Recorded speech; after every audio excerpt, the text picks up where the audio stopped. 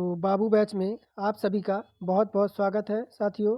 तो देखिए, आज हम बाबू बैच के तहत जैसे हम डेली करते हैं वैसे ही हम हिंदी और रीजनिंग के बाद जीके के बाद कंप्यूटर और कंप्यूटर के बाद हम यूपी जीके सॉल्व करेंगे। तो यहाँ पर हमारा सबसे पहले हम हिंदी सॉल्व करेंगे और यहाँ पर पहला प्रश्न है, जुगुप्सा कौन से रस का स्थायी भाव होता है। यहाँ पर देखिए, शांत रस का नहीं होता है और ना ही आपका करुण का होता है। करुण का क्या होता है, तो करुण का यहाँ पर हमारा शोक होता है। और देखिए, अद्भुत का नहीं होता है, ये आपका होता है विभत्स रस का। किसका, विभत्स रस का स्थायी भाव जुगुप्सा होता है। यहाँ पर हमारा साथियों डी ऑप्शन बिल्कुल राइट हो जाएगा। आगे देखिए, निम्नलिखित में से पूर्ण विराम को पहचानना है यहाँ पर। तो पूर्ण विराम का चिन्ह कैसा होता है, तो देखिए पूर्ण विराम का आपका यह चिन्ह होता है। यह कैसा चिन्ह है, तो यह आपका अर्ध विराम है। कैसा है, तो यह जो आपका है वह अर्ध विराम है। और ये जो आपका दे रखा है ये कैसा चिन्ह है, तो योजक का चिन्ह है। कैसा चिन्ह है, तो यह योजक का चिन्ह है। और ये आपका दे रखा है ये आपका प्रश्नवाचक चिन्ह है। प्रश्नवाचक चिन्ह है। तो देखिए, चिन्ह आपके 9 तरीके के होते हैं, जिसमें अगर बात करें तो आपके 9 तरीके के होते हैं। फिर अगर आगे आएगा क्वेश्चन तो मैं आपको बताऊंगा। और देखिए, यहाँ पर कह रहा तीसरे नंबर में, अंधों में काना राजा लोकोक्ति का अर्थ क्या होता है। तो ऑप्शन देखिए, यहाँ पर कह रहा है मूर्खों के बीच एक अल्पज्ञ व्यक्ति क्या होता है। देखिए, यहाँ पर ऑप्शन नंबर ए हो जाएगा। क्या हो जाएगा, कि अंधों में काना राजा लोकोक्ति का जो अर्थ हो जाता है हमारा, वह ऑप्शन नंबर ए हो जाता है कि मूर्खों के बीच एक अल्पज्ञ व्यक्ति। आगे है चौथा नंबर, निम्नलिखित में से शुद्ध वाक्य का पहचान करना है। तो शुद्ध वाक्य का यहाँ पर आपको जो है पहचान करना है। तो देखिए, यहाँ कह रहा है कि श्रीमती गांधी भारत की प्रधानमंत्री थी। क्या कह रहा है option number A, Shrimati Gandhi Bharat की प्रधानमंत्री थी। तो ये तो सही लग रहा है, ये तो सही लग रहा है। मेरे ऊपर कृपा करें, मेरे ऊपर कृपा करें। तो ये तो मुझे अशुद्ध ही लग रहा है। मेरे घर के सामने पाठशाला है, यह भी सही है। और वहाँ भारी भीड़ थी, यह भी सही है। लेकिन यहाँ पर देखिए बी ऑप्शन में अगर बात करें, मेरे ऊपर कृपा करें, यह अशुद्ध वाक्य होगा। इसका शुद्ध होगा कि मुझ पर कृपा करें। यहाँ मेरे ना लगाकर अगर यहाँ मुझ पर होता, क्या हो जाएगा, मुझ पर कृपा करें। क्या हो जाएगा यहाँ पर, मुझ पर कृपा करें। तो ये जो है आपका शुद्ध हो जाता। लेकिन यहाँ हमारा कह रहा है मेरे ऊपर कृपा करें, ये आपका अशुद्ध वाक्य होगा। आगे है, जिस वाक्य में साधारण और मिश्र वाक्य का मेल संयोजक अवयव द्वारा होता है उसे हम क्या कहते हैं। तो देखिए, उसे हम मिश्र वाक्य नहीं कहेंगे, मिश्र वाक्य नहीं, उसे हम संयुक्त वाक्य कहेंगे। क्या कहेंगे, जिस वाक्य में साधारण और मिश्र वाक्य जो है मेल खाते हों और अवयव द्वारा यह होता है उसे हम संयुक्त वाक्य कहते हैं। जैसे राम ने बहुत परिश्रम किया किंतु, अब किंतु लग गया ना। तो देखिए, राम ने बहुत परिश्रम किया किंतु असफल रहा। तो यहाँ पर क्या हो रहा है, दो चीज़ों का संयोजन हो रहा है। एक तो आपका साधारण वाक्य का, एक आपका मिश्र वाक्य का।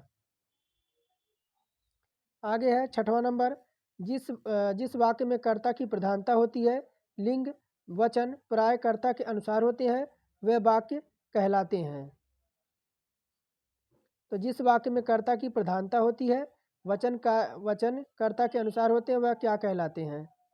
यहाँ पर देखिए, आपका कर्मवाच्य नहीं होगा, ये क्या हो जाएगा, कर्ता के बारे में कह रहा है तो आपका कृतवाच्य हो जाएगा। क्या हो जाएगा, तो जिस वाक्य में कर्ता की प्रधानता होती है, लिंग वचन और कर्ता के अनुसार ये होते हैं, तो आपका वाक्य जो होता है वह कृतवाच्य होता है। जैसे अगर उदाहरण के तौर पे बात करें, देखिए इसमें राम पुस्तक पढ़ता है, तो राम क्या है, यहाँ पर क्या कर रहा है, तो आपका पुस्तक पढ़ने का काम कर रहा है, तो आपका कृतवाच्य हो जाएगा। और देखिए सातवां नंबर है, यहाँ पर कह रहा है कि निम्नलिखित में से अपूर्ण भूतकाल को पहचानना है, यानी अपूर्ण भूतकाल। तो यहाँ पर देखिए क्या हो जाएगा, राम खाना खा रहा था, यानी क्या है, अभी क्रिया पूरी नहीं हुई थी, राम खाना खा रहा था। ऑप्शन नंबर इसमें ए सही है, राम खाना खा रहा था, ये आपका अपूर्ण काल हो जाएगा। और ये बात करें, माँ खाना बना रही थी, माँ खाना बना रही थी, ये क्या हो जाएगा, पूर्ण वर्तमान काल हो जाएगा। क्या हो जाएगा, ये जो साथी हो जाएगा पूर्ण वर्तमान काल हो जाएगा। पूर्ण वर्तमान काल ये हो जाएगा, माँ खाना बना रही थी। और मुझे बाहर जाना है, मुझे बाहर जाना है, यानी यह वर्तमान की बात कर रहा है। क्या, तो ये वर्तमान काल हो जाएगा। और यह कह रहा है हम घूमने जाएंगे, यानी भविष्य की बात हो रही है। हम घूमने जाएंगे, कब जाएंगे, अब जाएंगे, कब जाएंगे, कल जाएंगे, परसों जाएंगे, तो कोई डिसाइड नहीं है, इस वजह से यह आपका भविष्य के अंतर्गत आएगा। 8वां नंबर है निम्नलिखित शब्दों में से कौन सा शब्द सदैव बहुवचन होता है। तो सदैव बहुवचन की बात करें तो देखिए यहाँ पर लड़का नहीं होगा। प्राण आपका देखिए, प्राण यहाँ पर बहुवचन होता है। क्या होता है, तो प्राण सदैव साथियों बहुवचन में प्रयुक्त होता है। सदैव बहुवचन में आपके कौन कौन से आते हैं, देखिए सदैव आपको जो है बहुवचन में, आपको मैं कुछ वाक्य लिखवा रहा हूँ, जैसे आंसू, आंसू सदैव आपका बहुवचन में आता है। एक आपका दर्शन, बहुत सारे लोग दर्शन करने गए हैं, यानी यह भी आपका बहुवचन में आता है। और सभी के आँखों में आंसू आए, तो यह देखिए यह भी बहुवचन में आता है। एक आपका होरा, होरा आपका यह भी बहुवचन में आता है। और एक आपका बाल, यानी सभी के बाल काटे गए, यानी बाल भी आपका बहुवचन में ही आएगा। और एक आपका हस्ताक्षर, कि सभी लोगों ने मिलकर जो है हस्ताक्षर किया, तो इसका मतलब है कि हस्ताक्षर भी आपका बहुवचन में ही आता है। आगे देखिए, आगे है स्त्रीलिंग पुल्लिंग का कौन सा जोड़ा यहाँ पर सही नहीं है। स्त्रीलिंग पुल्लिंग का यहाँ पर कौन सा जोड़ा साथियों सही नहीं है।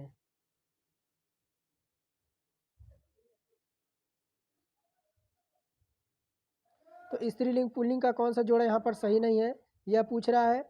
यहाँ पर देखिए देव, देव और देवी दे रखा है। क्या दे रखा है 9वां नंबर में, तो देव और देवी, देवी, तो ये तो आपका सही है, क्योंकि यहाँ पर देव यानी पुरुष हो जाएगा और देवी अर्थात स्त्री हो जाएगी। और देखिए देवी का अर्थ क्या होता है, तो देवी का अर्थ साथियों जो हमारा होता है वह लक्ष्मी होता है। क्या होता है, आपने देखा होगा कि जैसे हिंदू परंपरा में जैसे जो है स्त्री के पीछे देवी लगा जाता है। तो देवी देखिए, देवी का मतलब तो बहुत सारे लोग नहीं जानते होंगे, लेकिन देवी का जो अर्थ होता है वह लक्ष्मी होता है। क्या होता है, देवी का जो अर्थ होता है हमारा साथियों वह लक्ष्मी होता है। यहाँ देखिए मामा पुल्लिंग होगा, मामी स्त्रीलिंग होगा, यह भी आपका जोड़ी सही है। कांत कांति, गधा गधी, तो यह भी आपका स्त्रीलिंग पुल्लिंग ही है, यह भी स्त्रीलिंग पुल्लिंग है और यह भी है, लेकिन यहाँ कांत का कांति दे रखा है, तो इसका जोड़ा आपका सही नहीं है। कांत का यहाँ पर क्या होना चाहिए, कांत का मेरे साथियों कांति नहीं, यहाँ पर कांता होना चाहिए। कांता होगा तब जाके यह स्त्री और पुल्लिंग का जोड़ा आपका सही होगा। तो यहाँ पर हमारा सही जोड़ा नहीं चुनने को कह रहा था, सही जोड़ा यहाँ पर नहीं होगा, तो ऑप्शन नंबर सी हमारा यहाँ पर राइट आंसर होगा।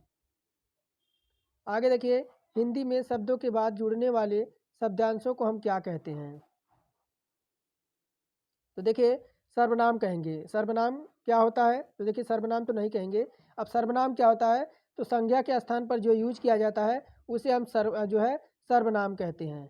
अब यहाँ पर साथियों जो अगर हिंदी में शब्दों के बाद जुड़ने वाले शब्दांश को हम परसर्ग कहते हैं। क्या कहते हैं, तो यहाँ पर हम उसे परसर्ग कहते हैं,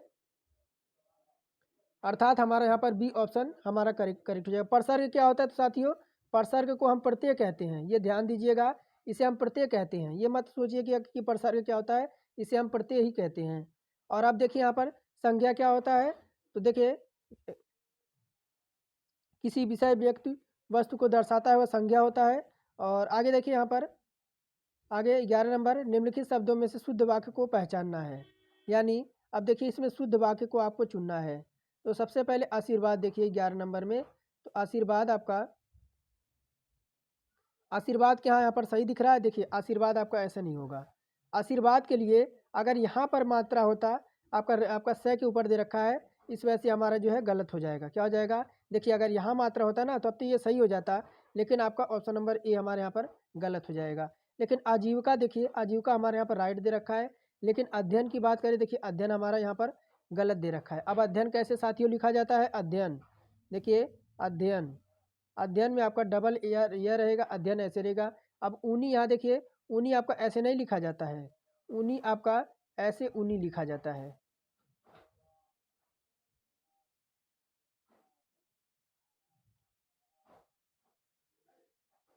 आगे देखिए कह रहा है जिसका कोई उपमा ना दी जा सके उसके लिए एक शब्द हम बताना है अगर, तो हम क्या लगाएंगे, तो जिसकी कोई उपमा ना दी जा सके। तो देखिए अगर यहाँ पर 12 नंबर में बात करें तो देखिए उसे हम अनुपम कहेंगे, यानी जिसकी तुलना ना की जा सके या जिसकी कोई उपमा ना दी जा सके कि इसके समान कोई नहीं है, तो उसे हम क्या कहेंगे, उपमा कहेंगे। क्या कहेंगे, जिसके कोई उपमा ना दी जा सके उसे हम क्या कहेंगे, अनुपम कहेंगे। अब देखिए यहाँ पर अल्पज्ञ किसे कहते हैं, अल्पज्ञ किसे कहते हैं, तो बहुत कम जानने वाला।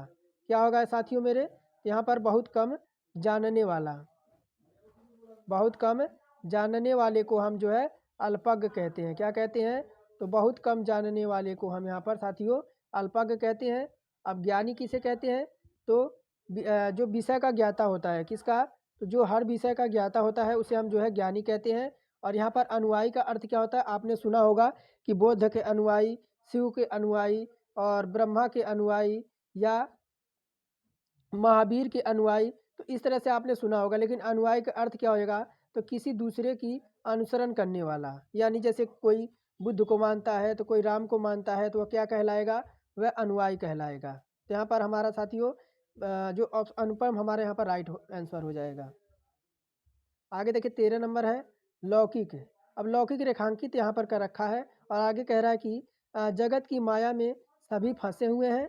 रेखांकित शब्द का सटीक विलोम आपको बताना है, यानी लौकिक का आपको विलोम बताना है। अब विलोम का अर्थ क्या हो जाता है, तो अपोजिट, इंग्लिश में अगर बात करें आपका अपोजिट। तो यहाँ पर देखिए मेरे प्यारे मित्रों, तो लौकिक का अलौकिक होता है। क्या होता है, लौकिक का यहाँ पर मेरे साथियों जो है अलौकिक होता है। अब यहाँ पर देखिए कुटिल दे रखा है, कुटिल का विलोम क्या होता है, कुटिल का विलोम सरल होता है। क्या होता है, कुटिल का विलोम जो है यहाँ पर सरल होता है। और देखिए सांसारिक दे रखा है, सांसारिक का विलोम क्या होता है, तो आपका सांसारिक का पारलौकिक क्या होता है, यहाँ पर पारलौकिक, पारलौकिक होता है। बस इतना, जैसे जैसे मैं करवा रहा हूँ आप अगर एक बार आप जैसे मैं यहाँ पर आपको डेली प्रोवाइड करा रहा हूँ क्लास, अगर आप देख लेते हैं तो यकीन मानिए आप जूनियर असिस्टेंट बीपीओ या यूपी में कोई एग्ज़ाम हो, आप जो है उसे ज़रूर क्रैक करेंगे। और देखिए, और मैं सारे विकल्प आपको जो है क्लियर करते हुए चल रहा हूँ यहाँ पर। और देखिए यहाँ पर 14 नंबर है, हमें सूर्य नमस्कार करना चाहिए। रेखांकित शब्द का पर्यायवाची आपको यहाँ पर बताना है, यानी सूर्य का पर्यायवाची आपको यहाँ पर बताना है। तो सबसे पहले हमें यह जानना जरूरी होता है साथियों कि सूर्य का पर्यायवाची क्या क्या होता है। तो देखिए सूर्य का पर्यायवाची हमारा यहाँ पर दिनकर भी होता है, और क्या होता है, तो देखिए दिनकर हो गया, और क्या होता है, तो दिनेश हो गया। क्या हो गया, तो यहाँ पर दिनकर हो गया, दिनेश हो गया, और क्या हो जाएगा, एक आपका दिवाकर भी होता है। क्या होता है, दिवाकर हो गया, और क्या हो जाएगा, भानु हो गया, भानु। और भानु के साथ आपका भास्कर, भास्कर भी आपका सूर्य का पर्यायवाची है। भास्कर के बाद आपका रवि, रवि भी आपका सूर्य का पर्यायवाची है अगर किसी का नाम है। और देखिए आदित्य भी अगर किसी का नाम है तो वह सूर्य का ही पर्यायवाची होता है। और यहाँ पर मार्तंड, मार्तंड तो आपने सुना होगा कि पंडितों में मार्तंड नाम बहुत रखा जाता है, इसका भी अर्थ आपका जो है सूर्य होता है। यहाँ पर एक और आपका होता है अंशुमाली। क्या होता है, अंशुमाली, यह भी क्या होता है, तो सूर्य का ही पर्यायवाची होता है। अब हमारा सूर्य का पर्यायवाची यहाँ पर हमारा दिनकर हो गया। अब आगे बात करें, यहाँ पर नरेश का पर्यायवाची हम देखते हैं मेरे साथियों, यहाँ पर हम नरेश का पर्यायवाची देखते हैं। तो नरेश का आपका पर्यायवाची क्या क्या होता है, तो यहाँ पर नरेश का पर्यायवाची भूप होता है, एक भूप होता है। भूप के बाद आपका एक भूपति होता है। क्या होता है, भूपति भी नरेश का पर्यायवाची होता है। और एक आपका नरपात, नरपात भी जो होता है वह नरेश का पर्यायवाची होता है। और आपका भूपाल, क्या, तो भूपाल भी नरेश का पर्यायवाची होता है। और राव, राव भी जो आपका होता है वह नरेश का ही पर्यायवाची होता है। जो आपने देखा होगा कि बहुत से लोगों के पीछे जो है टाइटल के तौर पर राव लिखा जाता है। एक आपका नरेंद्र, नरेंद्र भी यहाँ पर नरेश का ही पर्यायवाची है। और नृप, नृप भी आपका किसका पर्यायवाची होता है, तो यहाँ पर नरेश का होता है। और आपका क्या होता है, नर नाह, नर नाह भी यहाँ पर किसका, तो नरेश का पर्यायवाची होता है। बस इतना आपको याद रखना है। अब देखते हैं किसका, तो यहाँ पर कलाधर, कलाधर, कलाधर को जो हम कहते हैं क्या, तो देखिए यहाँ पर रजनीश, रजनीश भी हम कलाधर को कहते हैं। और किसे, तो सोम, सोम को भी हम कलाधर कहते हैं। और देखिए आपका सुधांशु, अगर किसी का सुधांशु नाम है तो वह भी कला आपका कलाधर का पर्यायवाची है। और यहाँ बात करें राकापति, राकापति यह भी जो किसका पर्यायवाची है, तो राकापति भी कलाधर का पर्यायवाची है। और चंद्रमा, चंद्रमा भी इसका एक आपका जो है आपका चंद्रमा के बाद आपका राकेश, राकेश और राकेश के बाद आपका चांद, चांद के बाद आपका क्या हो जाएगा मयंक। यह सब किसके, तो कलाधर के पर्यायवाची हैं। एक और आपका बचा है वह सारंग बचा है। अब सारंग का हम जल्दी से पर्यायवाची देख लेते हैं। तो सारंग का एक आपका जो पर्यायवाची होता है वह धनुष होता है। क्या होता है, धनुष होता है। पिनाक होता है, क्या होता है, पिनाक होता है। और पिनाक के बाद आपका क्या होता है, सरासन होता है। क्या होता है, सरसन होता है। और आपका चाँप होता है, चाँप होता है। और आपका एक कमान होता है। बस इतना आपको जो है याद रखना है। आगे देखिए, आगे अभी आपका लेखपाल की वैकेंसी आने वाली है। और अभी से आप जो है इस क्लास को देखेंगे। जूनियर असिस्टेंट के साथ साथ आपका पीटी हो गया और आपका आने वाला लेखपाल की वैकेंसी हो गई और लोअर पीसीएस की वैकेंसी हो गई। हिंदी आपकी इतनी मजबूत हो जाएगी कि आप जो है पेपर में इसको धज्जियाँ उड़ा दोगे। तो यहाँ पर देखिए आगे कह रहा है निम्नलिखित शब्दों में से कौन सा शब्द विशेषण है। अब देखिए सबसे पहले हमें यह जानना जरूरी है कि विशेषण क्या होता है। तो संज्ञा अथवा सर्वनाम की जो विशेषता बताता है। अब बात करें देखिए संज्ञा और सर्वनाम की जो विशेषता बताता है उसे हम क्या कहते हैं, तो विशेषण कहते हैं। जैसे श्याम अच्छा गायक है, मोहन एक अनुशासित विद्यार्थी है। यहाँ पर अगर बात करें देखिए आपका अनुशासित यानी संज्ञा और सर्वनाम की जो विशेषता बताता है मेरे मित्र, वह क्या हो जाता है, तो विशेषण हो जाता है। आगे देखिए 16 नंबर है और कह रहा है जिन संख्याओं में एक ही प्रकार की वस्तुओं अथवा व्यक्तियों का बोध होता है उन्हें हम क्या कहते हैं। तो देखिए अगर देखिए व्यक्तिवाचक तो नहीं कहेंगे क्योंकि अगर बात करें जातिवाचक, जातिवाचक हो जाएगा। अब देखिए एक ही प्रकार के वस्तुओं का बोध हो, जैसे यहाँ पर अगर बात करें, जैसे अगर हम फूल की बात करें तो फूल तो आपका फूल ही रहेगा चाहे कोई भी हो, चाहे जैसे आपका कमल का फूल हो गया, गुलाब का फूल हो गया, चमेली का फूल हो गया, गुड़हल का फूल हो गया। तो फूलों से एक जाति बन जाती है, लेकिन वह आपका उसी व्यक्ति को यानी उसी जाति का बोध करा रही हो। तो इस वजह से हम यहाँ पर जातिवाचक लगाएंगे। आगे देखिए निम्नलिखित शब्दों में से विदेशी शब्द को पहचानना है। अब विदेशी शब्द पहचानना है तो यहाँ पर अगर बात करें देखिए विदेशी शब्द में, तो देखिए यहाँ पर हमारी अलमारी, अलमारी कैसा शब्द है यहाँ पर, तो अलमारी देखिए अलमारी यहाँ पर विदेशी शब्द है। अब बात करें देखिए अरबी में क्या क्या शब्द आते हैं। अरबी में सबसे पहले बात करें, अरबी में आपके कौन कौन से शब्द आते हैं।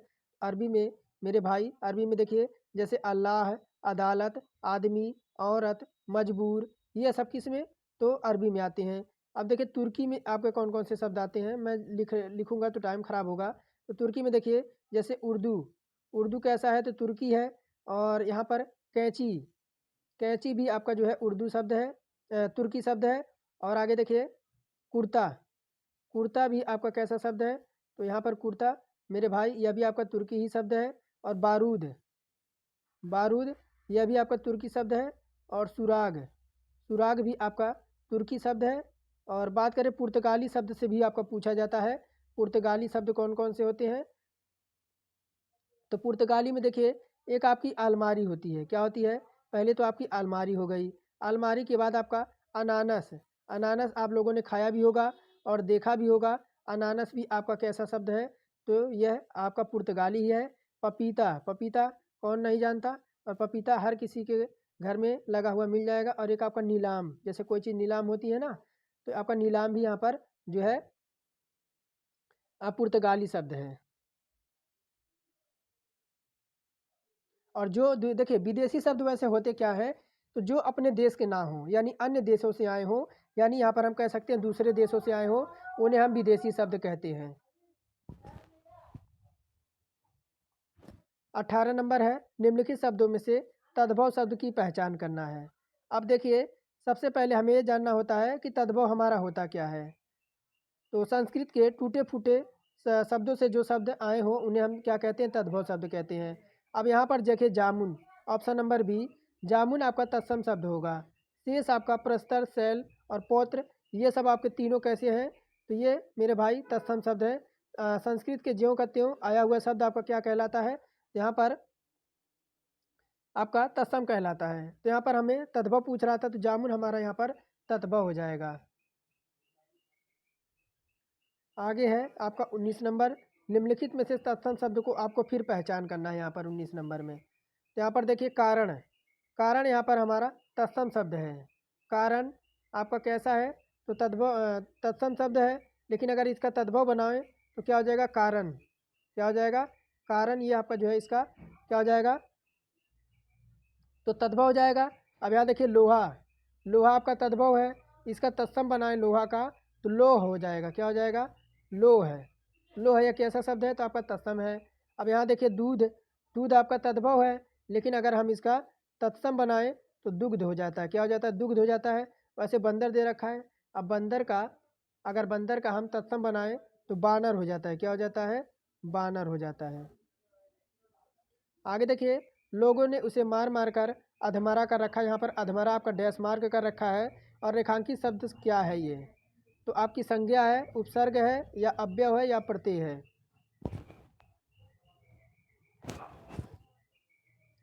तो देखिए 20 नंबर में बात करें तो देखिए अगर ये क्या हो जाएगा? उपसर्ग हो जाएगा। क्या हो जाएगा? अब उपसर्ग क्या होता है वो आपको यह भी जानना जरूरी है। उपसर्ग आ गया, तो उपसर्ग जानने से पहले आपको ये जानना जरूरी है कि उपसर्ग होता क्या है। तो जो शब्दांश शब्दों के सबसे पहले यानी जो है वाक्य के पहले जुड़कर उसके अर्थ में कुछ विशेषता लाते हों उन्हें हम उपसर्ग कहते हैं। तो इस वजह से हमारा उपसर्ग यहाँ पर राइट आंसर होगा। अधमरा, यहाँ पर अधमरा जो आपका लगा हुआ है ये क्या है? तो उपसर्ग है। आगे है 21 नंबर, हमें यथाशक्ति। अब देखिए यथाशक्ति को यहाँ पर डैश मार्क कर रखा है, कह रहा दान कीजिए, रेखांकित शब्द में समास की यहाँ पर पहचान कीजिए। तो यहाँ पर देखिए आपका यहाँ पर ऑप्शन नंबर ए हो जाएगा अव्ययभाव समास। अब ये अव्ययभाव समास क्या होते हैं? तो देखिए जिस समास में पूर्व पद आपका प्रधान होता है और अव्यय होता है उसे हम अव्ययभाव समास कहते हैं। जैसे आपका क्या हो जाएगा? भरपेट, प्रतिदिन, प्रतिकूल। और द्विगु समास क्या है? तो जैसे द्विगु समास में जैसे आपका चतुर्भुज, त्रिलोक यानी गिनती वाले शब्द आते हैं, पंचमृत, सप्ताह, पंचमणि। और तत्पुरुष में क्या आते हैं? तो जैसे आपका लोकप्रिय, भयाकुल, और आपका स्नान घर, गौशाला। और बहुब्रीहि में क्या होता है? ये आपके जो देखिए बहुब्रीहि समास क्या होता है? तो दोनों पद मिलकर किसी तीसरे की ओर इशारा करते हैं। जैसे आपका पीताम्बर, दशानंद, दिगंबर, घनश्याम। यानी पीताम्बर पीला है जिसका वस्त्र अर्थात भगवान श्री कृष्ण, दशानन अर्थात जिसके 10 सर हैं अर्थात रावण। तो इस तरह से आपके उदाहरण होते हैं। यहाँ पर 22 नंबर है, महेश्वर बराबर आपका महा प्लस ईश्वर में कौन सी यहाँ पर संधि आपकी समाहित है? तो यहाँ पर देखिए अब महेश्वर जब आप बोलेंगे तो आपका देखिए बड़ा आ और ए मिलकर आपका छोटा ए हो जाता है। तो ऑप्शन नंबर डी हमारा यहाँ पर राइट आंसर हो जाएगा। आगे है प फ ब भ में आपके व्यंजन ये कैसे हैं? तो प फ ब में ये आपके ओष्ठ व्यंजन है। जब आप देखिए अगर आपको यह ना समझ आए कैसे व्यंजन है, तो जब आप इसे बोलेंगे, देखिए प बोलिए, फ बोलिए, तो देखिए आपके ओठ जो होंगे वह आपस में सटेंगे। जब तक आप देखिए प आप बिना होठों को सटाए नहीं बोल सकते, ना ही आपका फ, ना ही ब, ना ही भ, ना ही मैं। अगर आप अपने ओठों को सटाएंगे तभी यह वर्ण आप बोल सकते हैं। तो यहाँ पर हमारा ओष्ठ्य वर्ण हो जाएगा। अब दंत में कौन कौन से आते हैं? तो दंत में भी देख लीजिए, दंत में कौन कौन से आते हैं? तो दंत वर्ण आपका होता तय होता है, थ होता है, और क्या होता है? तो द होता है, और आपका ध होता है, और न होता है। तो ये आपके दंत हो गए। अब आगे यहाँ पर बात करें तालव्य कौन कौन से होते हैं? तो तालव्य देखिए, तालव्य के जैसे आपका च, छ, और क्या? तो ज, झ, और एक आपका इ, ये सब तालव्य है। अब कंठ कौन कौन से होते हैं? कंठ, तो कंठ देखिए यहाँ पर आपका क हो गया, ख हो गया, और आपका क्या हो जाएगा? ग हो गया, घ हो गया, और अड़ हो गया। ये सब क्या है? तो आपके कंठ वर्ण हैं। तो हमारा इसमें पूछ रहा था तो ये आपका ओष्ठ्य आपका हो जाएगा 23 में। और निम्नलिखित भाषा में मूल ध्वनियों के लिए जो चिन्ह मान लिए जाते हैं, जिस रूप में लिखे जाते हैं, उसे हम क्या कहते हैं? यानी मूल ध्वनियों के लिए। अब मूल ध्वनियों के लिए अगर देखें तो देखिए यहाँ पर लिपि हो जाता है। तो देखिए हर आपका जैसे हर भाषा की एक लिपि होती है। क्या होती है? जैसे हमारे यहाँ क्या चलती है? तो देवनागरी चलती है। क्या चलती है? जैसे हमारे यहाँ जो है देवनागरी चलती है और पंजाबियों में गुरुमुखी चलती है। इस तरह से जो है आपका हर भाषा की एक आपकी लिपि होती है। तो यहाँ पर साथियों आपका लिपि यहाँ पर करेक्ट हो जाएगा। और यहाँ पर देखिए आपको वाक्य के अशुद्ध भाग को चयन करना है और इस प्रश्न में एक वाक्य खंडों में बांटकर ABCD में दी जाती है और परीक्षार्थी को वाक्य को पढ़कर उस खंड को चयन करना होगा जो व्याकरण अथवा शब्द ज्ञान के नियमों के अनुसार त्रुटिपूर्ण हो। यदि सभी खंड त्रुटि रहित हो तो कोई त्रुटि ना हो तो आपको यहाँ पर D ऑप्शन यहाँ पर लगाना होगा। अब देखिए 25 नंबर है, कह रहा है यहाँ पर दुनिया में मनुष्य की आवश्यकताओं की तो बहुत कुछ है परंतु सब लोभ के कदापि नहीं है। तो कह रहा है इसमें कोई भी आपकी गलती है या नहीं है। तो यहाँ पर देखिए मुझे यहाँ पर आपका दिख गया, क्या दिख गया यहाँ पे अगर बात करें 25 नंबर में तो सी पार्ट में त्रुटि है। अब कदापि यहाँ पर नहीं लगना चाहिए, कदापि यहाँ लगाने की कोई ज़रूरत नहीं है। इसकी जगह हम यहाँ को लगा देते कुछ भी। अगर यहाँ हमको कह देते क्या, तो कुछ भी अगर हम यहाँ लगा देते ये वाक्य आपका सही हो जाता कि देखिए दुनिया में मनुष्य की आवश्यकताओं के लिए तो बहुत कुछ है परंतु उसके लोभ के लिए कुछ भी नहीं है। तो इस तरह से हमारा जो है राइट हो जाता। लेकिन आप कदापि दे रखा है, इस वजह से हमारा सी पार्ट में त्रुटि है। अब देखिए हमारे यहाँ से 26 से 30 तक आपकी कविता की पंक्तियों को पढ़ना है और प्रश्नों में उचित प्रश्न वाले उत्तर विकल्प का चुनाव करना है।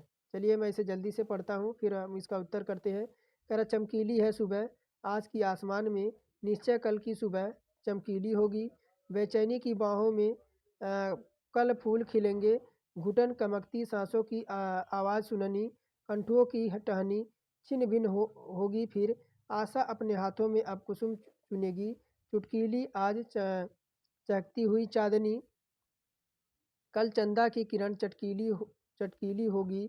खुल जाएंगे अब सबके दिल के दरवाजे, आंखें अपनी आंखों को पहचान सकेंगी।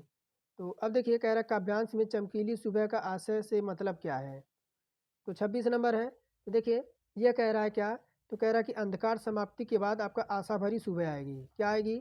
तो अगर निराशा है, आज अगर आप निराश हैं या आपके पास दुख है या आप किसी बात से परेशान हैं तो उससे आपको घबराना नहीं है। या आप आज अंधकार है या आज दुख है तो आने वाले दिनों में आपको ज़रूर सुख मिलेगा। तो इसी काव्यांश के अनुसार यह कह रहा है, तो ऑप्शन नंबर ए हमारा करेक्ट आंसर होगा। और कह रहा कवि को विश्वास है कि, यानी कवि को क्या यहाँ पर विश्वास बताने की बात कर रहा है। कह रहा सुबह का समय सदा सुहावना होता है, नहीं। कवि को विश्वास है कल की सुबह आज से अच्छी होगी, यानी आपको भी यह विश्वास करके चलना है कि आज जो है कल होने वाला मेरा समय बहुत अच्छा होगा। जब आप अपने मन में पॉजिटिव लेकर उठेंगे या जो है आशा रखेंगे तो आने वाला समय आपके लिए भविष्य तो आपका बहुत अच्छा होगा। कंठुओं की टहनी छिन्न भिन्न होगी, इसका तात्पर्य क्या है?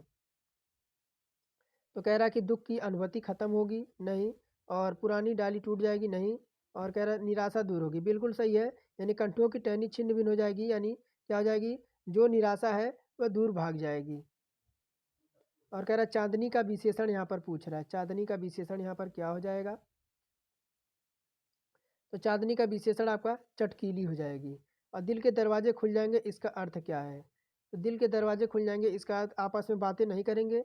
ऑप्शन नंबर दिल देखिए बी, दिलों में सबके प्रति मित्रता होगी, बिल्कुल सही है। दिल के दरवाजे खुल जाएंगे यानी सबके प्रति हमारी जो है मित्रता होगी, सबको हम अच्छे भाव से देखेंगे। आगे देखिए आप सामान्य बुद्धि और परीक्षण आपका रीजनिंग से क्वेश्चन है। अब चलिए देखते हैं। कह रहा एक्स जो है एक्स जेड से बड़ा है। क्या कह रहा है यहाँ पर? एक्स भाई साहब जो हैं वह किससे बड़े हैं? तो एक्स भाई साहब यहाँ पर जेड से बड़े हैं और वाई से छोटा है। किससे? यहाँ से कह रहा कि वाई से यह छोटा है। अब देखिए आपका यह हो गया। फिर यहाँ कह रहा जेड डब्ल्यू से बड़ा है। जेड जो है यहाँ पर जेड आपका किससे? तो यहाँ पर डब्ल्यू से बड़ा है। ये पहला आपका कथन है, ये दूसरा हो जाएगा। अब तीसरे में क्या कह रहा है? डब्ल्यू एक्स से छोटा है। डब्लू क्या कह रहा है कि यहाँ पर डब्लू एक्स से छोटा है, तो डब्लू यहाँ पर एक्स से छोटा है। तो कह रहा है सबसे बड़ा कौन है, तो सबसे बड़ा कौन सा होगा, तो देखिए एक्स इसमें भी आपका बड़ा आ रहा है, एक्स आपका इसमें भी बड़ा आ रहा है, अर्थात एक्स हमारा जो हो जाएगा वह सबसे बड़ा हो जाएगा। आगे है 4 विकल्प दे रखे हैं और कह रहा है कि 3 किसी तरह से समान है, एक अलग है, उसी असंगत को आपको चयन करना है। तो 24 32 है, 26 48 है, और 36 48 है यहाँ पर, और 12 और 16 है। तो इनके बीच संबंध क्या बता रहा है, तो यहाँ अगर देखिए ये मुझे क्या लग रहा है, तो अनुपात, देखिए अनुपात अगर इसको हम जो है डिवाइड करते हैं तो 8 से काटते हैं, तो 8 तिरिक 24 और 8 चौका 32, 8 चौका 32, तो 3 और 4 से यह कट गया। उसी तरीके से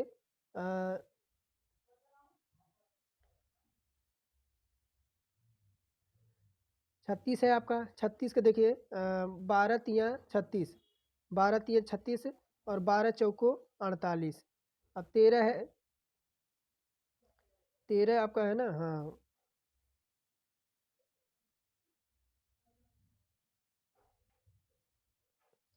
आगे देखिए, और उसी प्रकार से जैसे इसको काटते हैं डी ऑप्शन को, तो आपका 4 से काटे, 4 तियाँ 12 और 4 चौको 16, यानी 3:4, 3:4 हमें जो है इन सभी में मिल रहा है। लेकिन इसको जैसे हम काटते हैं अगर, तो 26 और 48 को काटेंगे तो ये आपका नहीं कर, आपका ये अनुपात 3 और अनुपात 4 आपका सी से नहीं आएगा, इस वजह से आपका ये असंगत हो जाएगा यहाँ पर। आगे है, और विकल्पों में से संबंधित शब्द युग्म का आपको यहाँ पर जो है चयन करना है। तो देखिए जलचर है, मछली है, तो इसका संबंध यहाँ पूछ रहा है, तो देखा रहा है स्तनधारी, कछुआ, उभयचर, मेढक और जलीय, बगुला और सरीसृप और दीमक। तो 33 नंबर में, तो देखिए इसका आशय क्या हो जाएगा, तो देखिए मछली क्या है, तो मछली एक जलचर प्रणाली है। क्या है, मछली आपका, देखिए मछली केवल जल में ही रह सकती है, ना ही वो आपका मिट्टी में रह सकती है, ना ही आपकी वह बाहर रह सकती है, वह केवल जल जल में ही रह सकती है। उसी प्रकार मेंढक क्या होता है, मेंढक कहाँ है, तो मेंढक देखिए आपका ऑप्शन नंबर बी में है। मेंढक क्या होता है, उभयचर प्रणाली है। मेंढक आप देखोगे, अब मेंढक आप जो है आपको बाहर भी मिलेगा, बाहर जल के बाहर भी आपका मेढक रह सकता है, और जल में भी आपका रह सकता है, और हर जगह आपका मेढक रह सकता है। इस वजह से आपका उभयचर प्रणाली होगा। तो यहाँ पर जो है आपका, यहाँ पर क्या हो जाएगा, तो आपका उभयचर हो जाएगा, और उभयचर के यहाँ साथ आपका मेंढक हो जाएगा। अब एक निश्चित कुट भाषा में प्रोग्राम को इतना लिखा जाता है, तो उसी कुट भाषा में कंट्री को कैसे आपका कूटबद्ध किया जाएगा। तो इसको मैं इधर थोड़ा सा कर दे, या इधर कर देता हूँ। तो क्या दे रखा है आपका, पी है, आर है, ओ है, जी है, आर ए एम, प्रोग्राम है।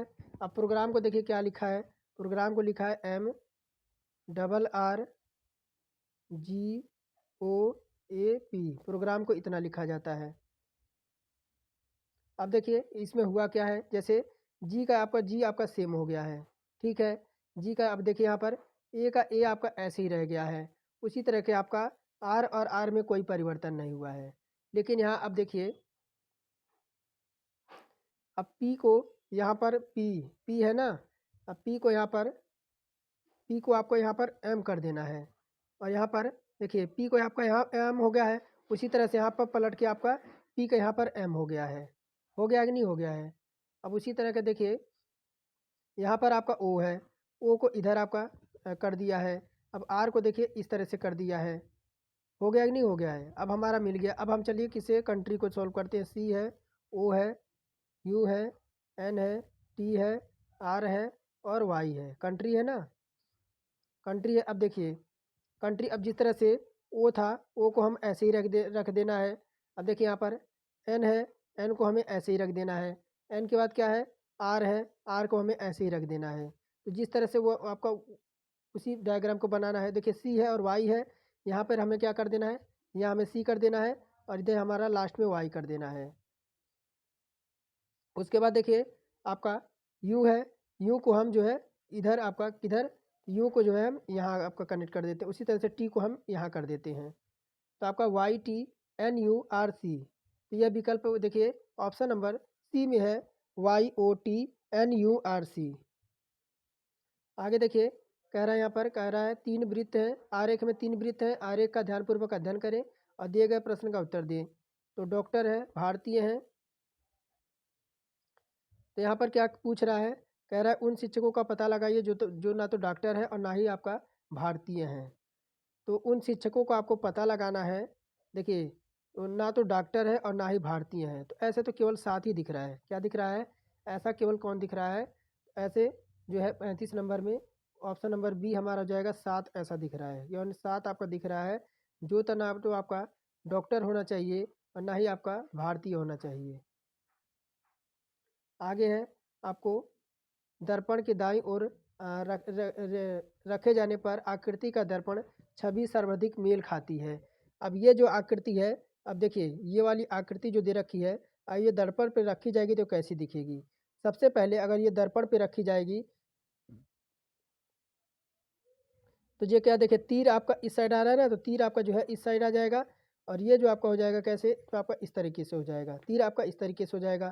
तो यहाँ पर देखिए सबसे पहले यहाँ पर देखिए गोला दे रखा है, तो आपका गोला तो होगा नहीं। यहाँ भी आपका गोल कर दिया है, इसकी पूंछ को गोल कर दिया, तो आपका गोल तो अभी कभी नहीं होगा। अब यहाँ देखिए जिस डायरेक्शन में था उसी डायरेक्शन में कर दिया है, तो आपका ऑप्शन नंबर ए यहाँ पर राइट आंसर हो जाएगा।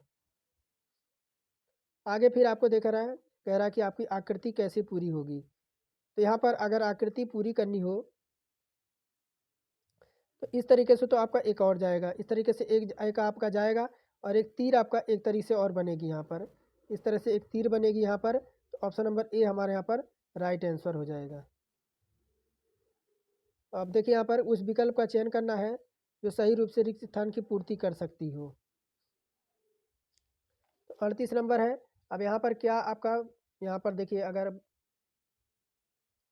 यहाँ पर अगर हम कर दें, देखिए 12 गुणे क्या कर दें, 5 कर दें, 12×5 हमारा कितना होता है, 60 होता है। अब इसमें से कर दें -3, तो कितना आ जाएगा आपका 57 आ जाएगा। कितना आ जाएगा, 57 आ जाएगा। उसी तरीके से आपका 57 है, 57 गुणे कर दें 5, 57 गुणे 5 कर दें और यहाँ पर हम 3 कर दें, तो यहाँ पर कितना आ जाएगा, तो 57 गुणे 5 285 और 3 माइनस कर दें तो आपका 282 यहाँ पर हो जाएगा। ठीक उसी प्रकार 282 है, 282 गुणे कर दें हम 5 और माइनस का 3 कर दें, 282 गुणे 5 कर दें तो कितना हो जाएगा, तो ये आपका हो जाएगा आपका 1410 हो जाएगा। अब जैसे इसमें से आपका कितना, तो 1410 हो, जैसे 3 माइनस हो जाएगा तो 1400 कितना आ जाएगा, 1400 आपका 7 यहाँ पर आ जाएगा। अब 1407 गुणे कर दें यहाँ पर 5 और माइनस का 3 कर दें, तो 1400 गुणे 7 हमारा देखिए यह कितना हो जाएगा, ये हो जाएगा 1735। कितना हो जाएगा, 1735। और जैसे इसमें से 3 माइनस करेंगे तो ये हो जाएगा आपका 7032। 7032 आ गया है। अब 7032 को हमें क्या कर देना है, 7032 को हमें यहाँ कर देना है 2 से 5 से मल्टीप्लाई और यहाँ पे माइनस कर देना है 3। अब जैसे ही माइनस करेंगे तो कितना हो जाएगा, तो ये हो जाएगा आपका 35,000 35,160 35,160। अब जैसे इसमें से आपका 3 माइनस होगा तो ये हो जाएगा कितना, 35,157। 35,157 हमारा जो हो जाएगा option number A right answer हो जाएगा। आगे देखिए कह रहा है 4 समूह दिए गए हैं और जिसमें से 3 किसी तरह से समान है, एक अलग है, उसी असंगत को आपको चयन करना है यहाँ पर।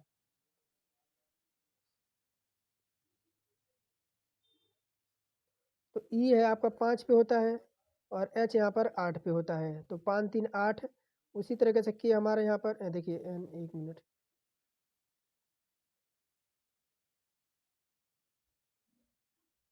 उसी प्रकार के आपका किस पे होता है, कि हमारा 11 पे होता है, एन हमारा 14 पे होता है। तो 11 12 13 14 यहाँ पर भी आपका 3 का फर्क है। और जे से अगर 39 है ना, अब एक मिनट देखिए इस तरीके से नहीं लगेगा ये, तो आपका देखिए बी ई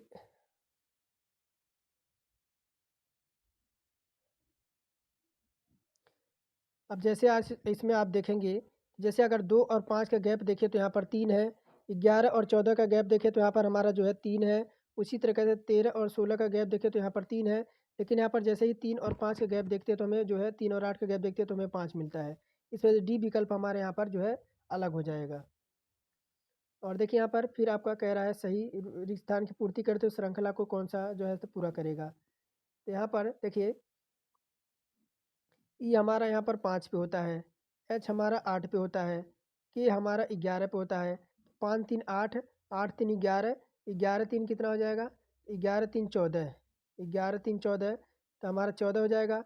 उसी प्रकार जे हमारा 10 पे कितना? तो जे हमारा 10 पे, ये हमारा 10 पे हो जाएगा और पी हमारा 16 पे हो जाएगा, यानी 6 का हमें डिफरेंट मिल रहा है। तो 16 6 कितना आपका हो जाएगा? तो यहाँ पर 22 हो जाएगा और 22 में जैसे ही आपका 6 जुड़ेगा तो 28 हो जाएगा और 28 पे अगर जैसे ही आपका जाएगा तो आपका 26 तक का तो आपका यहाँ 4 आएगा, 2 और एक्स्ट्रा आएगा तो आपका बी आ जाएगा। एन बी यहाँ पर हो जाएगा, एन बी हो जाएगा। अब देखिए एन बी हमारे हम यहाँ पर एन बी हमें मिल गया।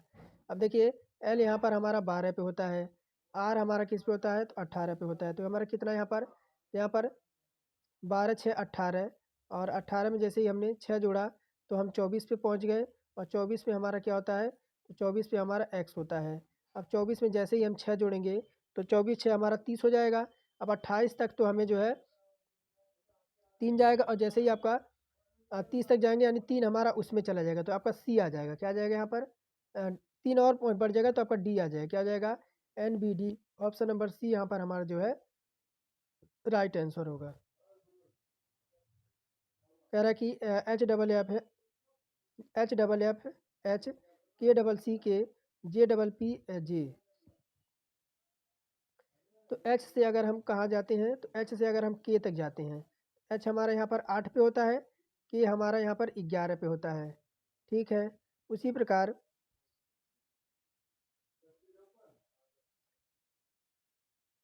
अब के आपका देखिए 8 3 11, अब 6 अब 6 पे और आपका 3 पे, तो यहाँ पर क्या हो रहा है? तो माइनस आपका 3 हो रहा है। क्या यहाँ पर? यहाँ पे -3 हो रहा है। अब उसी तरीके से देखिए एफ 6 पे और सी आपका 3 पे, तो यहाँ पर -3 हो रहा है। उसी तरीके से एच 8 पे, के 11 पर, तो यहाँ पर आपका +3 हो रहा है। अब यह पैटर्न समझिए, चलिए देखते हैं। तो हमारा पैटर्न क्या चला? +3 हमारा पैटर्न चल रहा है, +3 -3 +3 -3, यह पैटर्न हमारा चल रहा है। तो जे में हम +3 जोड़ेंगे तो जे 10 पे होता है और 3 जैसे ही जोड़ेंगे तो आपका 13 हो जाएगा। 13 पे हमारा क्या होता है? एम होता है। तो देखिए एम होता है, लेकिन एम हमारा देखिए इसमें भी नहीं है, ना ही इसमें है, ना ही इसमें है। ऑप्शन नंबर बी में है। अब दिए गए विकल्पों में से लुप्त संख्या आपको यहाँ पर पता लगाना है। तो अगर यहाँ बात करें देखिए, तो हमें अगर यहाँ 39 लाना है तो 39 लाने के लिए क्या करना पड़ेगा? यानी यहाँ पर क्वेश्चन मार्क दे रखा है ना, 39 लाने के लिए हम क्या करना पड़ेगा? तो सबसे पहले हम 65 और आपको 5 को जोड़ते हैं। 65 और 5 को हम यहाँ पर ऐड कर देते हैं और फिर देखिए आपका फिर हम कर देते हैं किसको ऐड? तो हम कर देते हैं 78 और किसको? तो आपका 3 को। 78 और 3 को यहाँ पर ऐड हमने कर दिया। तो 65 और +5 आपका 13 पचे 65, नहीं भाग देते हैं, सॉरी, भाग दे देते हैं, भाग दे देते हैं। तो 13 पचे आपका यह 13 बार में आपका कट जाएगा और आपका फिर भागा लगा देंगे, प्लस आप लगा देंगे प्लस।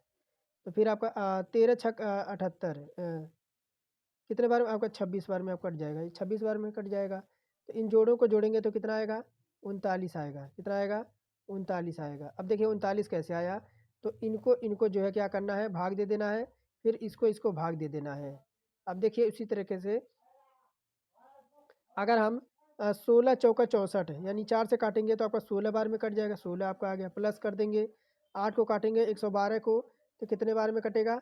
तो 14 अट्ठे आपका 14 बार में कट जाएगा। तो 14 और 16 हम यहाँ जोड़ेंगे साथियों तो 30 आएगा। 30 ऑप्शन नंबर बी में है। और 4 शब्द दिए हैं, इनमें से 3 किसी तरीके से समान है जबकि एक आपका अलग है। उसी असंगत को आपको चयन करना है। अपरिमेय है, प्राकृतिक संख्या, पूर्ण संख्या और आपका पूर्णांक संख्या है।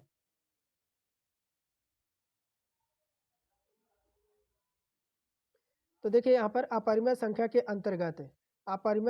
के अंतर्गत कौन कौन सी आपकी संख्या आती हैं? तो प्राकृतिक संख्याएं भी आती हैं और पूर्ण संख्याएं भी आती हैं और अपरिमेय संख्याएं भी अपरिमेय भी आती हैं। क्या आती हैं? तो आपकी क्या होती है, आपका पूर्णांक संख्या भी आती है, लेकिन अपरिमेय संख्या जो आपकी नहीं आती है।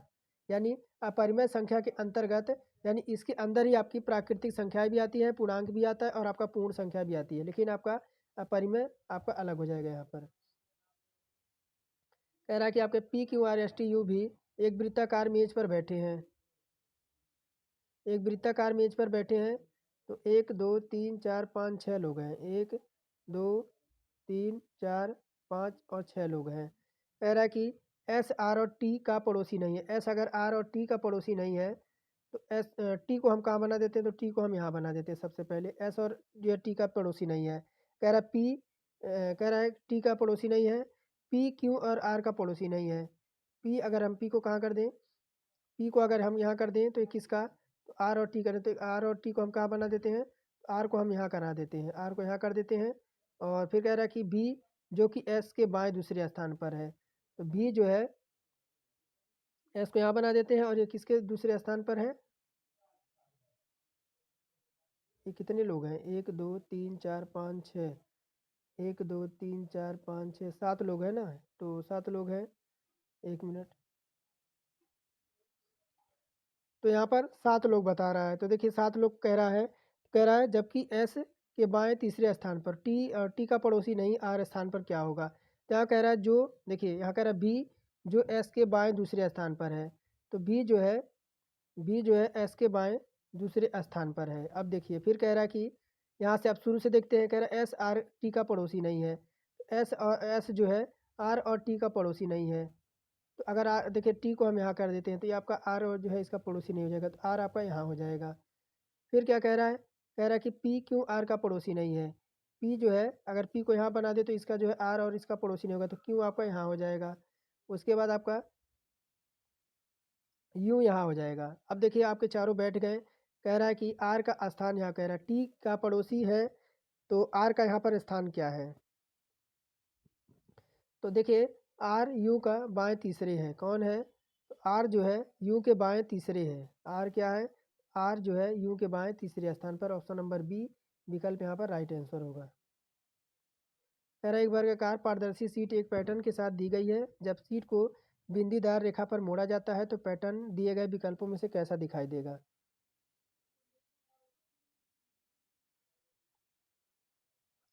तो ये देखिए आपका प्रश्न आकृति है। अब उत्तर आकृति में देखिए अगर इसे मोड़ा जाए तो ये मुड़ने पर आपका इस तरीके से दिखाई देगा। क्या दिखाई देगा, अब इसको अगर देखिए, अगर इसको हम मोड़ दें तो ये भाग आपका इधर आ जाएगा, ये भाग आपका इधर, ये तो आपका ऐसे ही रहेगा, सेम ऐसे ही थे, लेकिन ये आपका जो है जैसे ही जाएगा जब आपका इधर हो जाएगा। ऑप्शन नंबर सी आएगा। अब देखिए यहाँ पर गायब कर दिया है, इसमें भी गायब कर दिया है और इसमें आपका समान कर दिया है। समान तो आपका कभी होगा नहीं। कह रहा है कि किसके शासनकाल में रुपया को सिक्का भारत के प्रथम बार ढाला गया था। तो 46 है। तो आपका देखिए शेर शाह सूरी किसके द्वारा, तो शेर शाह सूरी के द्वारा 1540 में। कब, तो 1540 में हुमायूं को हराकर उत्तर भारत को सूरी साम्राज्य स्थापित करने वाला भारतीय पठान था। उसने अपने शासनकाल में भारत में बहुत सारे रुपए की शुरुआत की थी और पोस्टल विभाग की विकास भी इसी ने किया था। पानीपत का तीसरा युद्ध कब लड़ा गया था। अब देखिए पानीपत का तीसरा युद्ध आपका लड़ा था 1761 में। पानीपत में एक ऐतिहासिक लड़ाई हुई थी। पानीपत का जो प्रथम युद्ध हुआ था कब, तो प्रथम युद्ध सबसे पहले आपका देखिए हुआ था वह 21 अप्रैल को आपका हुआ था। 21 अप्रैल 1526 में हुआ था। 1526 में आपका देखिए मोस्ट इंपॉर्टेंट क्वेश्चन है ये, मोस्ट इंपॉर्टेंट क्वेश्चन मैं आपको बता रहा हूँ। पहला युद्ध आपका 21 अप्रैल 1526 में हुआ था, किसके, तो बाबर और इब्राहिम लोदी के बीच। किसके, बाबर बीएस इब्राहिम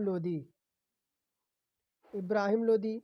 और आपका जो सेकंड युद्ध हुआ था, सेकंड युद्ध, यह जो आपका द्वितीय युद्ध हुआ था वह 5 नवंबर 1556 में, 1556 में हुआ था। यह किसके किसके बीच हुआ था, तो देखिए अकबर और हेमू के बीच। अकबर बीएस हेमू, अकबर बीएस हेमू के बीच हुआ था। और तृतीय युद्ध किसके किसके बीच हुआ था, तो देखिए सबसे पहले तृतीय युद्ध की बात करें तो त्रिद्र युद्ध आपका होता है 14 जनवरी आपका 1761 में। ये किसके बीच हुआ था? मराठा मराठा और कौन था? मराठा बीएस अहमद शाह। कौन था?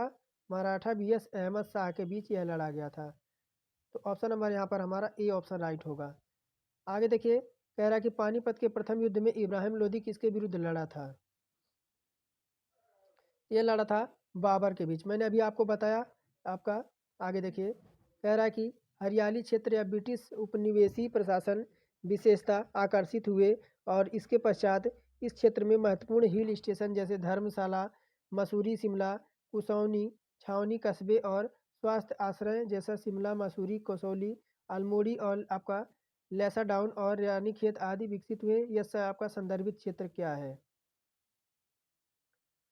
तो यहाँ पर देखिए, ट्रांस हिमालय है, लघु हिमालय है, शिवालिक श्रेणी है और महान हिमालय है। तो आपका 49 नंबर है, यह आपका हो जाएगा शिवालिक श्रेणी।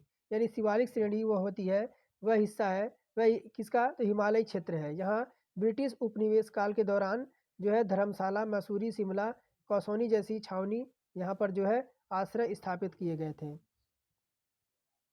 और निम्नलिखित में से सही युग्म का चुनाव करना है आपको 50 नंबर में। यहाँ पर कह रहा है सलाल जल विद्युत जो है जम्मू और कश्मीर परियोजना है और पाराम्बकुल जलाशय तमिलनाडु। तो यहाँ पर देखिए, आपका दूसरा तो गलत हो जाएगा, यानी ऑप्शन नंबर केवल ए आपका जो है यहाँ पर राइट आंसर होगा।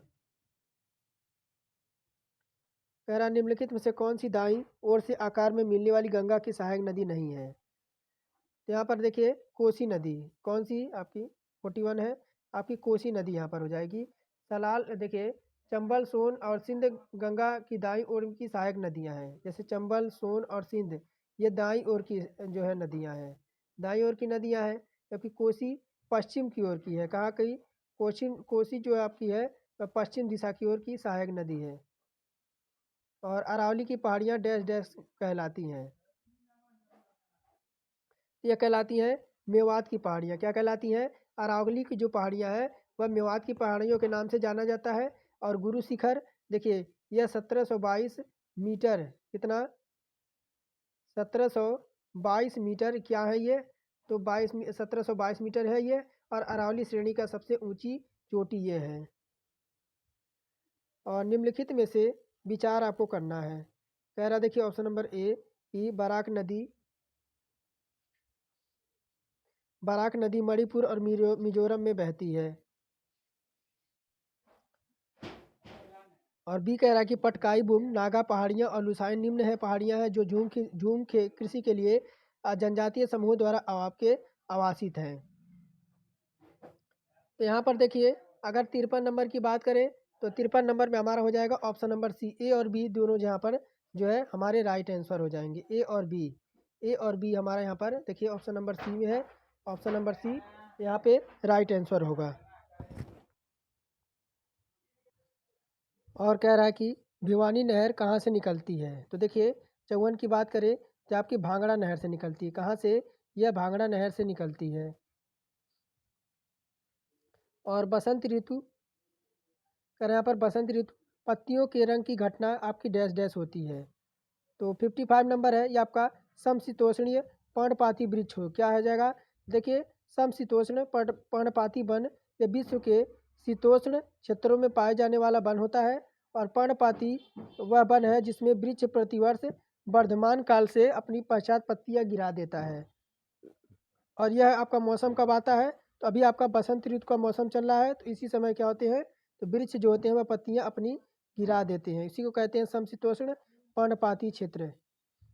और वर्ष 1817 में डैश डैश ने समान गुणों वाले तत्वों को समूहों में क्रमबद्ध करने का प्रयास किया है। तो किसने किया है? तो देखिए, यह किया है डबर्नियर ने। अब देखिए, समान वाले तत्वों को कुछ तार्किक क्रम में रखने का प्रयास इन्होंने किया था।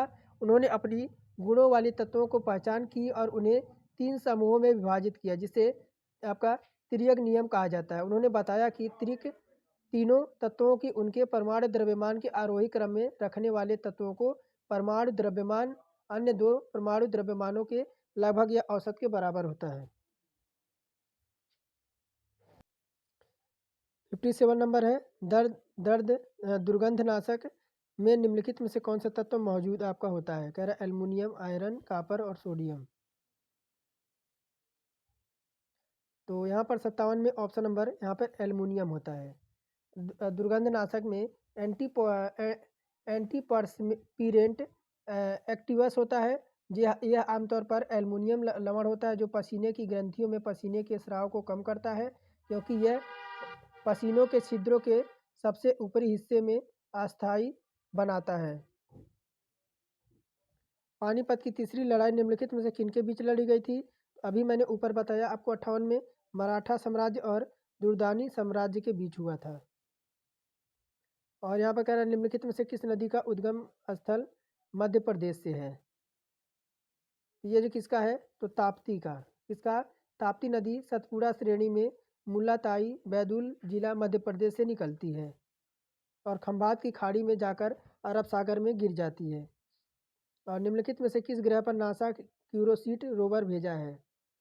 निम्नलिखित में से किस ग्रह पर नासा ने क्यूरोसिटी रोवर भेजा है? तो बृहस्पति, चांद, मंगल और शनि। यह कहाँ पर? तो मंगल ग्रह पर भेजा है।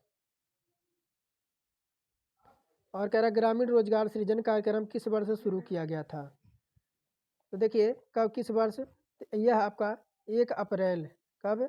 1 अप्रैल 1945। 1 अप्रैल 1945 को खादी और ग्रामोद्योग आयोग KVIC ने ग्रामीण क्षेत्रों में KYC क्षेत्रों के तहत 2 लाख नौकरियां प्रदान करने के लिए ग्रामीण सृजन कार्यक्रम जो शुरुआत किया था। निम्नलिखित में से भारत के किस राज्य में मानस राष्ट्रीय उद्यान स्थित है? तो ये जो आपका स्थित है असम में। कहाँ पर? असम में। असम में आपका एक पूछा जाता है, एक सींग वाला गैंडा कहाँ पर पाया जाता है? एक सींग वाला गैंडा। तो ये आप कहाँ पर? तो आपका जो है असम में काजीरंगा राष्ट्रीय उद्यान में। और यहाँ पर यह आपका एक सींग गैंडे वाले के लिए आपका काजीरंगा राष्ट्रीय उद्यान आपका जो है प्रसिद्ध है और ये आपका असम में स्थित है। कह फ्रीडम इन एक्साइल के लेखक कौन है? ये हो जाएंगे Dalai Lama. Freedom in exile जो कि स्वतंत्रता में निर्वासन यानी 14वें दलाई लामा की दूसरी आत्मकथा है। ये इन्होंने 1991 में यह जारी किया गया था। कह रहा कि हेपेटाइटिस किसके कारण होता है? तो हेपेटाइटिस जो होता है वह आपका वायरस के कारण होता है। किसके कारण? हेपेटाइटिस ये आपका एक लीवर का मतलब क्या होता है? लीवर का अर्थ आपका होता है यकृत। यह जो आपका लीवर की जो है एक रोग होता है और ये अधिकांश मामलों के कारण इसमें बनता है, जिसमें मुख्य हेपेटाइटिस वायरस होता है, जिसमें आपका हेपेटाइटिस में आपका एक आपका A होता है, hepatitis A, hepatitis B, hepatitis C और हेपेटाइटिस D, यानी 4 प्रकार की हेपेटाइटिस होती है और इसे वायरस के लिए आपका नामित किया जाता है। और इसमें अगर हेपेटाइटिस B और C की बात करें तो अल्कोहल ज़्यादा लेने से आपका होता है। और महाजनपद के राजा महल बनवाते थे और डैश डैश को दान कर देते थे। तो ये आपका हो जाएगा सुरक्षा में। क्या हो जाएगा? तो अधिकांश महाजनपदों के पास अपना सुरक्षा के लिए एक राजधानी और एक किला होता था और ये पत्थर लकड़ी से बना और विशाल दीवारें यहाँ पर तैयार की जाती थी। कह रहा MS वर्ड डॉक्यूमेंट में सिलेक्ट करने के लिए टेक्स्ट या ग्राफिक्स को कट करने जो कि आपका क्लिप बोर्ड में स्टोर करने के लिए निम्नलिखित में से किस बोर्ड शॉर्टकट का उपयोग किया जाता है? तो अभी आपने Ctrl+Unit क्या दबाएंगे? इंटरनेट एक्सप्लोरर, मोजिला, गूगल और आदि वेब ब्राउज़र को उदाहरण के लिए बात करें वर्ल्ड वेड वाइब क्या वर्ल्ड वेब तक पहुंचाने के लिए एप्लीकेशन सॉफ्टवेयर आपका बनाते हैं। ऑप्शन नंबर हमारा डी ऑप्शन यहाँ पर राइट होगा। और MS एक्सेल में एक वर्क बुक को जो है विशिष्ट वर्कशीट्स में बांटने के लिए निम्नलिखित में से किसका प्रयोग किया जाता है?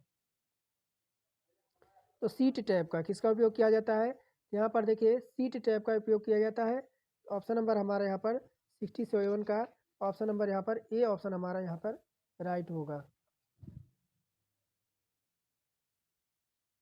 यहाँ पर अगर और भी शॉर्टकट की बात करें A+Alt और F7 अगर हम दबा दें तो इससे क्या होगा? इससे स्पेलिंग और ग्रामर चेक करने के लिए इसे किया जाता है।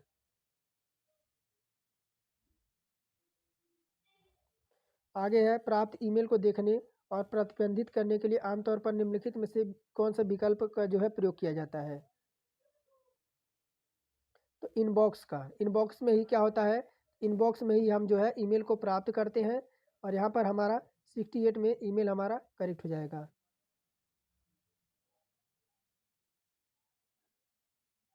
अगर हम कंट्रोल और प्लस क्या दबा दें, आपका एन दबा दें, तो आपका क्या होगा, इससे हमारा जो है एक नया दस्तावेज हम इसमें बना सकते हैं। और control plus CTRL, control plus अगर हम एस दबा दें, इससे क्या हो जाएगा, इसे हम जो है सिलेक्ट कर सकते हैं। MS वर्ड में टेक्स्ट फॉर्मेटिंग के संदर्भ में निम्नलिखित में से कौन सा इफेक्टिव श्रेणी कैटेगरी संबंधित रखता है?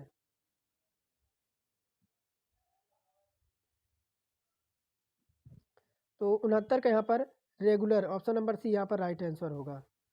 MS वर्ड किसी पिक्चर, प्रोग्राम, वेब या ईमेल एड्रेस का लिंक भेजने के लिए निम्नलिखित में से किस फीचर का प्रयोग किया जाता है?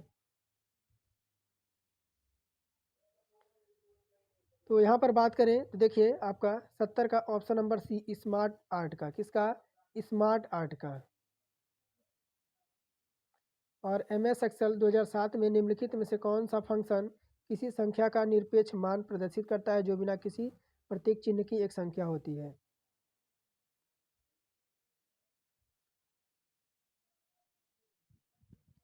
तो ये हो जाएगा हमारा ND हो जाएगा, क्या हो जाएगा 71 में हमारा क्या हो जाएगा विकल्प, ऑप्शन नंबर सी हमारा यहाँ पर राइट आंसर होगा।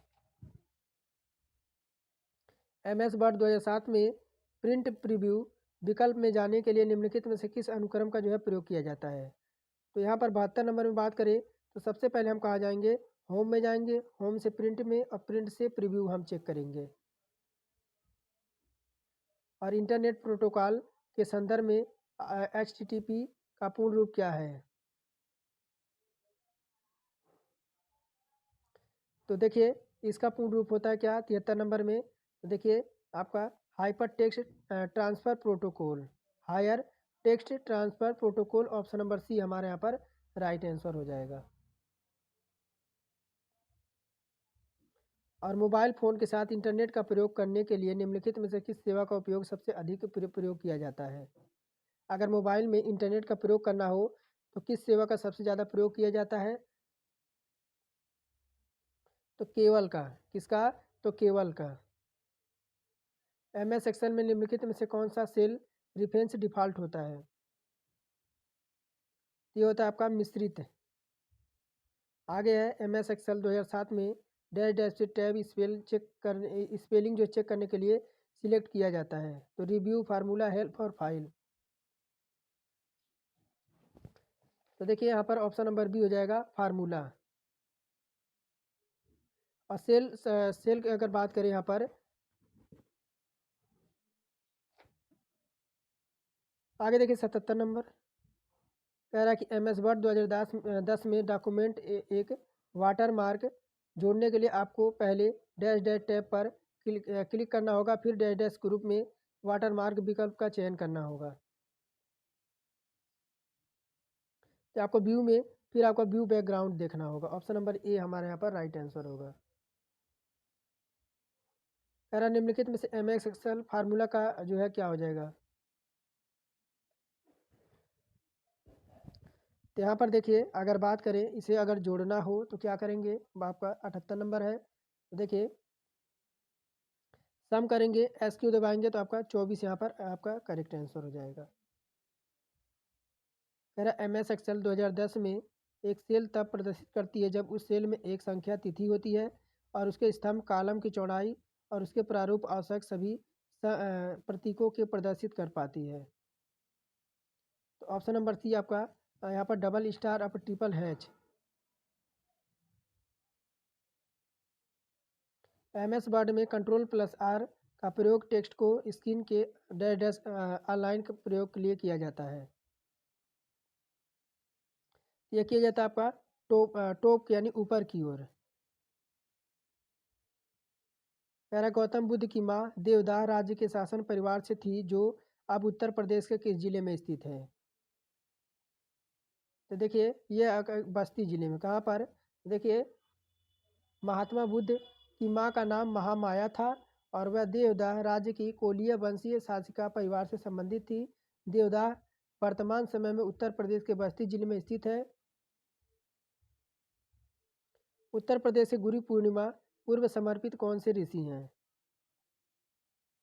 तो व्यास को। किसे? यहाँ पर देखिए आषाढ़ मास की पूर्णिमा को महाभारत के रचयिता महर्षि वेद व्यास का जन्म हुआ था।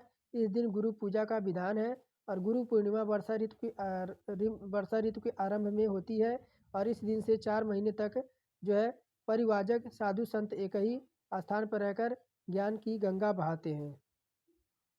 और निम्नलिखित में से फारसी का प्रथम कवि था जिसने अपनी कविता में भारतीय पर्यावरण को चित्रित किया था। तो यह कौन था? अमीर खुसरो। अमीर खुसरो को ही खड़ी बोली का जनक भी कहा जाता है और अमीर खुसरो फारसी का प्रथम कवि था जिसने अपनी कविता में भारतीय पर्यावरण को जो है चित्रित किया था। और उत्तर प्रदेश के तराई क्षेत्रों में निम्नलिखित में से कौन सी अनुसूचित आपकी जनजाति पाई जाती है? तो यहाँ पर बात करें तो देखिए आपकी बुक्सा। कौन सी? तो बुक्सा जनजाति के लोग तराई क्षेत्र में मुख्यतः बिजनौर आगरा जिले में पाए जाते हैं। यह छोटी छोटी ग्रामीण बस्तियों में रहने वाले इन लोगों के राजपूतों को पटवार घराने से संबंधित किया जाता है। खासी मेघालय में और भोटिया उत्तर प्रदेश उत्तराखंड में गौड़ गौड़ जो होते हैं वह उत्तर प्रदेश के गोरखपुर देवरिया बलिया आदि क्षेत्रों में पाई जाने वाली जनजातियाँ हैं। उत्तर प्रदेश में केंद्रीय विश्वविद्यालयों की संख्या कितनी है? तो टोटल केंद्रीय विश्वविद्यालय यहाँ पर अगर बात करें आपके 6 हैं। कितने? तो सबसे पहले आपका काशी हिंदू विश्वविद्यालय, इसकी स्थापना काशी यानी BHU आपके काशी विश्वविद्यालय जिसकी स्थापना 1916 में हुई थी। और दूसरा अलीगढ़ मुस्लिम विश्वविद्यालय जिसकी स्थापना 1920 में हुई थी। और तीसरी आपकी इलाहाबाद विश्वविद्यालय जिसकी स्थापना 1887 में हुई थी। और बात करें वर्तमान समय में इलाहाबाद और वर्तमान में कुल 6 विश्वविद्यालय रानी लक्ष्मीबाई है और जो है इसकी 2014 में किसी तो रानी लक्ष्मीबाई विश्वविद्यालय 2014 में।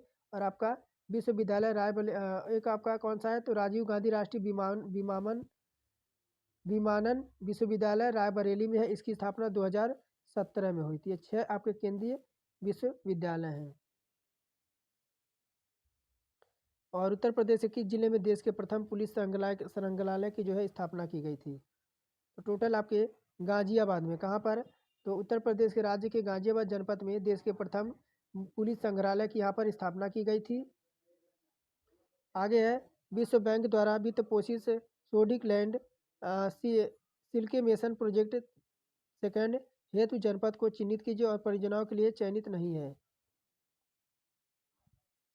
सीतापुर। तो देखिए विश्व बैंक द्वारा वित्त पोषित 7 जून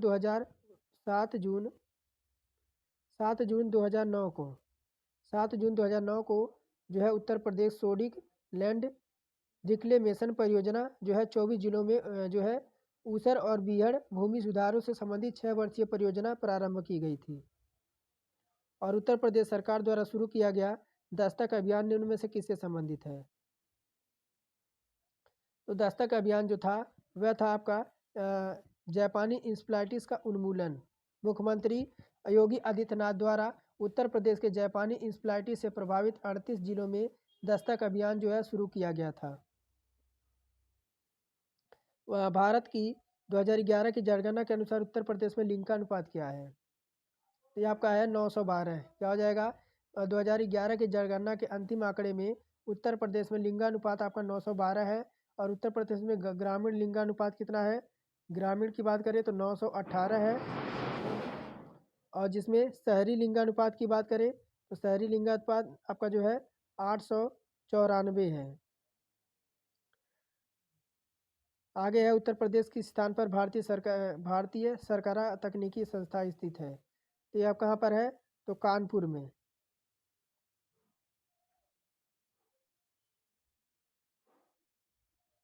और जौनपुर के सरकी वंश का अंतिम संस्थापक कौन था? तो जौनपुर का नाम जौना खां के नाम पर पड़ा था। और बात करें 91 में तो 91 में ऑप्शन नंबर आपका हुसैन शाह यहाँ पर राइट हो जाएगा। अरे यूपी से शुरू होने वाला सबसे लंबा राष्ट्रीय राजमार्ग कौन सा है? ये हो जाएगा आपका NH7 हो जाएगा। और NH7 की बात करें तो ये आपका राष्ट्रीय राजमार्ग 7 कुल कितना इसकी लंबाई की बात करें तो इसकी लंबाई 2369 किलोमीटर है और यह भारत का सबसे बड़ा राजमार्ग है और उत्तर प्रदेश के वाराणसी शहर को भारत की दक्षिण राज्य तमिलनाडु के कन्याकुमारी के शहर को यह जोड़ता है। रामपुरा जो भारत में प्रथम गांव अपना सौर ऊर्जा प्लांट लगवाने वाला बना हुआ कहाँ स्थित है? तो ये आपका कहाँ पर है? तो उत्तर प्रदेश में। हम उत्तर स्पेशल पढ़ रहे हैं तो आपका यहाँ पर ऑप्शन नंबर डी हो जाएगा। तो यहाँ पर कह रहा है कि सूची 1 को सूची 2 से सुमेलित करना है।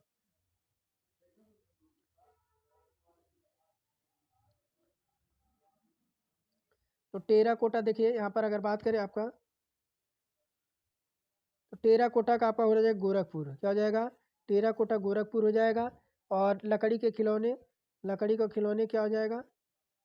तो लकड़ी के खिलौने के लिए यहाँ पर वाराणसी हो जाएगी। क्या हो जाएगी? लकड़ी के खिलौने आपका वाराणसी हो जाएगा। और चीनी मिट्टी के लिए चिन्हट हो जाएगा। चीनी मिट्टी के लिए आपका चिन्हट हो जाएगा।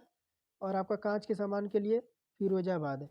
तो यहाँ पर साथियों जो हमारा करेक्ट आंसर होगा ऑप्शन नंबर ए का दूसरा, बी का चौथा और सी का पहला और डी का तीसरा।